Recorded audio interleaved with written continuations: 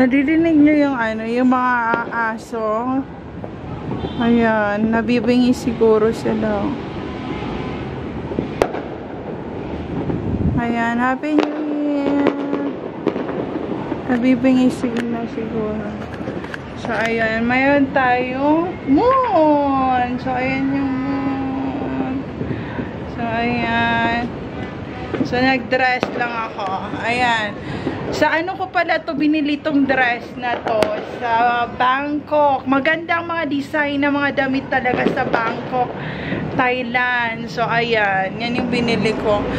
Yun nga lang, wala akong ano eh, parang hindi ko tinipid, wala akong panglagyan ng luggage kasi nag-over baggage ako. Ang ganda ng mga design ng kanilang mga damit. Ayan, I really like the design of the dress. So, ipakita ko yung dress. Ayan yung dress. Ayan. Ayan, dress. Ayan. Diba? Ang ganda talaga. Bangkok style talaga na Thailand na mga outfitan na dress. So, ayan.